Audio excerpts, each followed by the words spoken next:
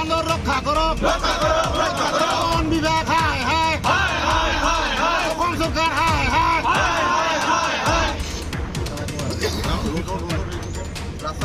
বন বিভাগ হায় হায় বন বিভাগ হায় হায় সোণালী বান্দর রক্ষা করো কেৱল ঘোষণা কৰিলে নহ'ব কাৰ্যকৰী কৰিব লাগিব।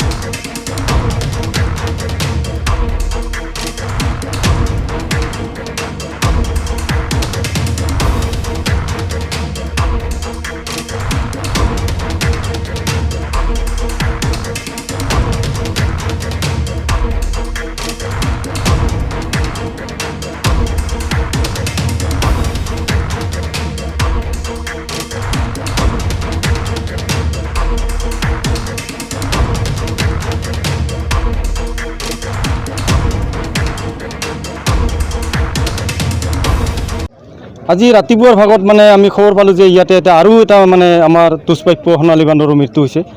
লগালগ খবৰ পোৱাৰ লগে লগে আমি আহিলোঁ আৰু লগালগ দেখা পালোঁ যে পূৰা ৰাস্তা ভিৰ লাগি গৈছে, যে গোটেই কাকৈজনাবাসী ইয়াতে উপস্থিত হৈছে আৰু তেওঁলোকক এটাই মানে উপস্থিত মানে একগোট হোৱাৰ কাৰণটো হৈছে আজি যে তেওঁলোকে মানে এই সোণালী বান্দৰৰ মৃত্যু দেখা পাই আছে, প্ৰতিদিনে এনেকৈ সোণালী বান্দৰৰ মৃত্যু হৈ আছে। গতিকে আজি ৰাইজ ওলাই অহাৰ কাৰণ এটাই যে তেওঁলোকে এটা এনচাৰ লাগে। এনচাৰটো হ'ল কি ধৰণে চৰকাৰে এইটো ৰোধ কৰিব নে নাই, এইটো এনচাৰ লগাৰ কাৰণে এই ৰাস্তা আজি পথ অৱৰোধ কৰা হৈছে আৰু পৰিবহণ বিভাগ আহে যেতিয়ালৈকে নাহে এই ৰাস্তাটো খুলি দিয়া নহ'ব। এইটো ৰাইজৰ দাবী, এইটো মই কোৱা কথা নহয়, এইটো ৰাইজৰ দাবী।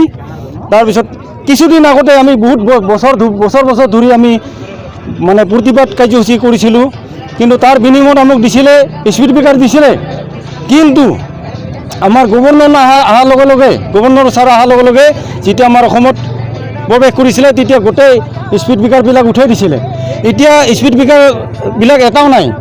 এতিয়া নোহোৱাৰ ফলত এতিয়া আৰু আমাৰ সোণালী বান্দৰৰ মৃত্যু আৰম্ভ হৈছে। গতিকে এইটো দায়ী কোনে হ'ব, এইটো আমাক MBI পৰিবহণ বিভাগে আমাক জনাব লাগিব।